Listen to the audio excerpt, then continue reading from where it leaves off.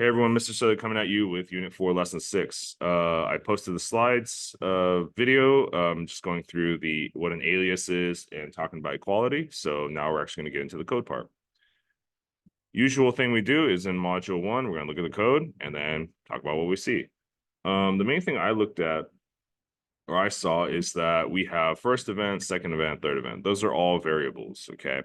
And then essentially we have the arguments. So for the first event, we use the constructor called event to fill first event with the word prom and 500 people that are attending it or whatever. And then I noticed that the second event is set to be equal to the first event. So remember, that means these, if you look at the slideshow that I went through, are going to be two reference variables pointing to the same object. So wherever first event lives, let's say it lives in locker 22, if that were a name of a memory bit, then second event would also point there as well. And then we're going to make a third event that's also a new event, and coincidentally has the same attributes as the first event, has prom 500. Okay, so I set it all in words, so I'm just going to write blah just to get this thing running so I don't muck up the time. Okay, and it says result is true.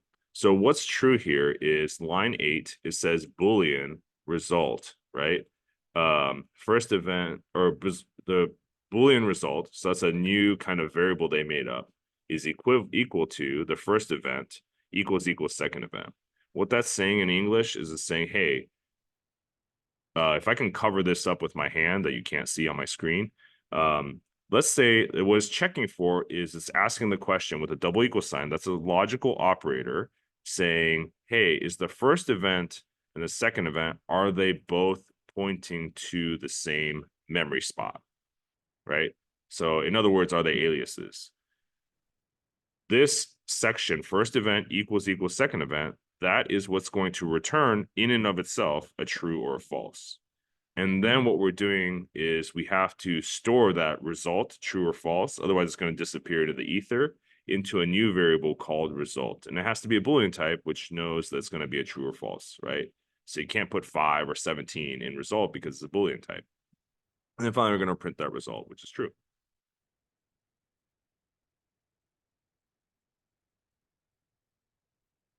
So I've gone through this a couple times, so I kind of need you guys to also do the same. Like, don't just like blow through the modules and be like, okay, I think I get it. Like, go back and keep looking at it, like as time allows, obviously. Okay, so next thing I want to do is we're just changing stuff. It wants me to go to eventrunner.java, which we're already there, and change this line 8 to be,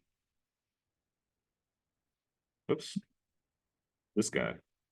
Okay, Boolean result equals first event. So we just did that. So now what's happening is instead of asking the question, is the first event and the second event pointing the same object? It's saying, hey, is the first event and the third event, those two variables, are they pointing to the same object? Or sorry, are they pointing the same object or the same memory space as well?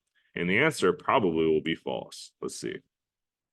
And the answer is in fact false, right? So even though first event and third event are both have prom 500 in them, they are not stored in the same memory spot. Therefore, this equivalent state, the logical operator for the double equal sign, has to return false. Okay.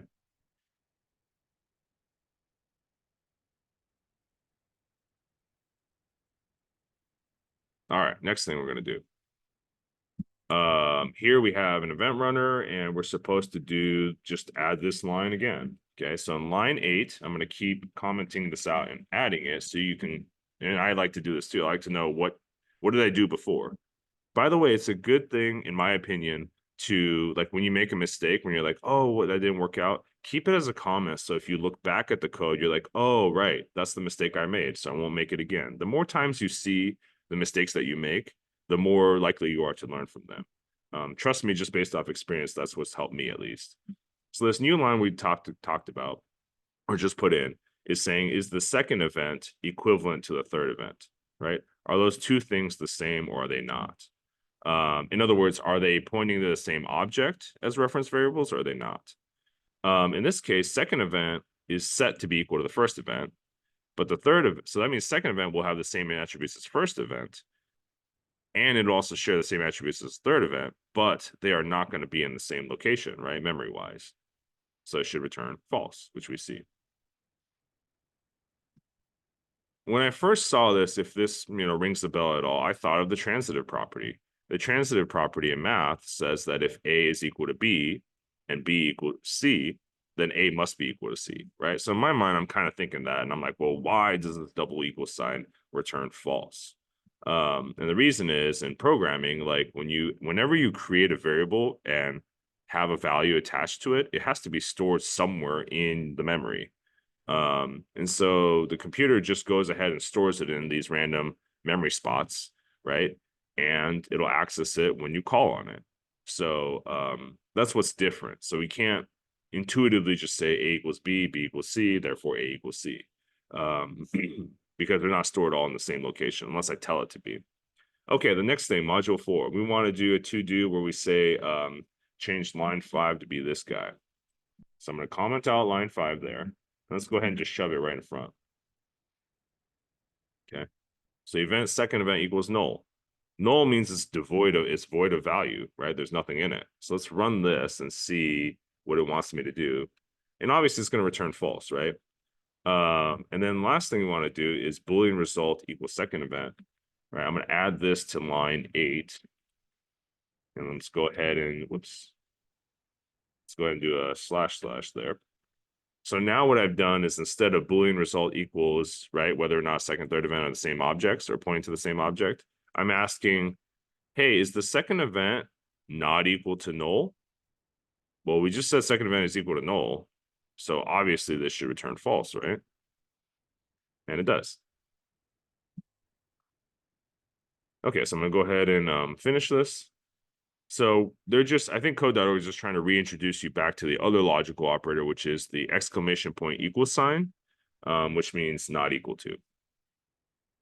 All right, so let's see if I can zoom in on this one just to help you do the check for understanding. All right, remember, these things are very classic AP exam type of multiple choice questions, so they're really good to look at. Consider the following code segment. Assume that the person class has an equals method that compares the name and age of an object person. Okay, so awesome thing that code.org does, they say, hey, we're going to run you through these 3 modules, do the double equal sign, and then all of a sudden I'm going to pop out this equals method out of nowhere, right? So you have to watch my slideshow as well. Just right off the bat, without even going through the question, what the equals method does is it lives in this new class that we didn't really know about called the object class. And what you'll see in the slideshow I talked about is the object class is like the granddaddy of them all. It's the Godfather in the Godfather movie. It's the head mobster. Basically, the object class is a superclass for like everything. So you can use it anywhere. It's one of the foundational pillars of Java. Equals is a method that exists within that object class. Okay. So imagine if you're a Pokemon lover, it's a legendary Pokemon, right? It's one of the first, founding Pokemon that were out there. Like, it's pretty special. Okay.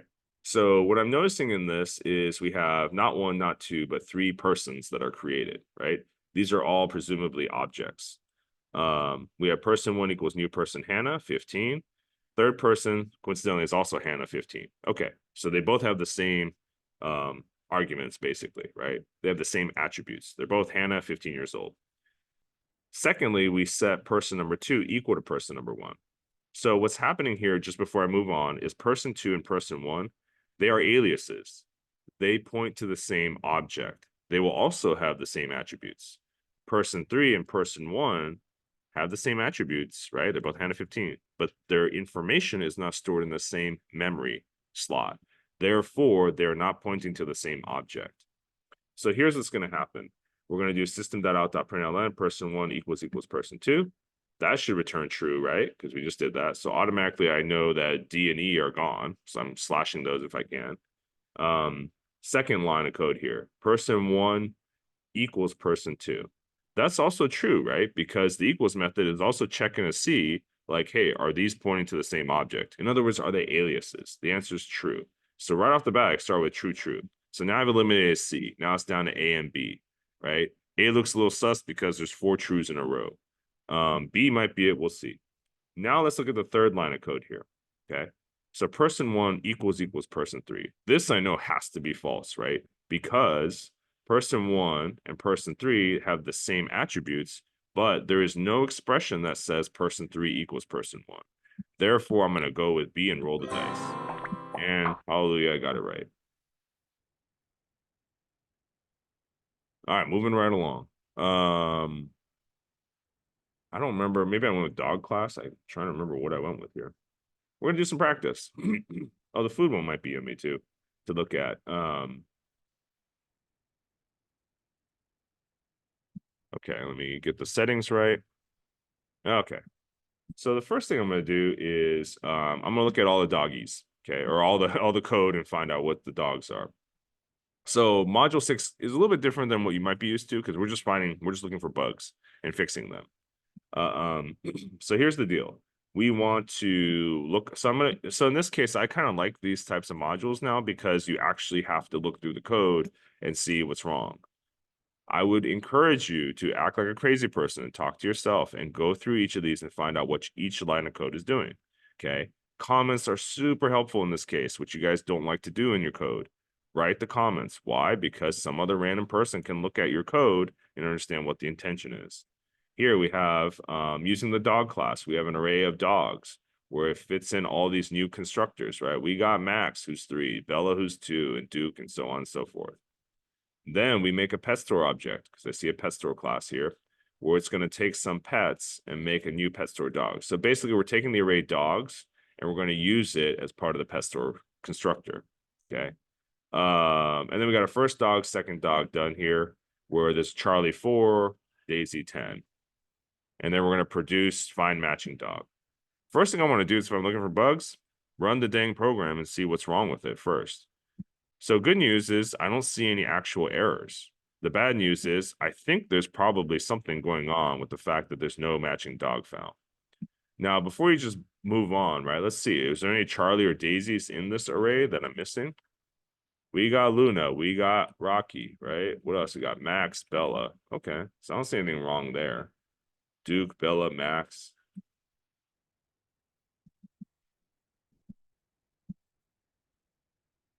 So I don't really see any dogs that are matching in this one, but let's see. And obviously Charlie and Daisy are different, and they're different ages too. I'm gonna go through all the classes just to see. First, I'm gonna start with dog. This represents a dog, so it's building a dog. It has a name and the age, okay? So we got this dot name, this dot age, get name, get age are there, okay? And let's check this out. Public boolean equals object other equals this, not other instance of dog. Okay, return false. So that comes from the slide, and those are the things where we basically like hijack, or not hijack, but override the equals method, just so you know. So more to come on that later. So here what I have is I have pet store dogs, right? So it's going to be, there's the constructor where it's taking the array called dogs. And then now comes the good part. This is supposed to return a string containing information about the dog object that has the same age as the parameter dog defined. And then, yeah, this is the one where we're going to check out and see, like, are we actually finding the correct match? So here's the deal. What we're doing is, let's look at the code. So for finding matching dog, we're going to start with a result that's cleared out, right? There's nothing in it. Then it looks like we did an enhanced for loop where we're going to check to see, or what we're going to do is we're going to take the dogs array and we're going to copy it into the pet array, right? This allows me to actually modify it as well. So now I'm seeing if pet equals dog defined, then the result will be this matching dog found. Here's the deal though. Equals, right? That logical operator is saying, hey, are these two aliases? In other words, are these two pointing to the same object? And the answer is, well, you can't, they're not going to, right? Unless I tell them they're definitely equivalent. So what we're going to do instead is I'm going to go ahead and modify this a bit. Let's go ahead and clear this out. And I'm going to put in an if. And let's go ahead and do the same array called pet that we're making and use the equals method here to see, can I do the dog to find here? And then let's go ahead and do this result plus equals matching dog. And I have some errors. What did I do? Oh, I got a different curly brace there. Let's run it again. Okay, so now you can see match for Charlie. There's no matching dog found. says Luna, 4 years old, and this is matched for Daisy. There's no matching dog. So you can see that for Charlie, there is a matching dog. And I think the idea is both of them are 4.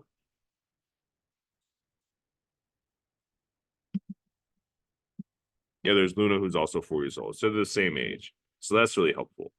Now you might be asking, why does the equals method matter? Well, if you look at dog.java, check out line 34 through 40. What we're doing is we're overriding the object classes equals method by doing these if statements here. So pay attention to this line of code. It's going to come up again in module 7. Now I'll stop the video for now and do a part 2 later.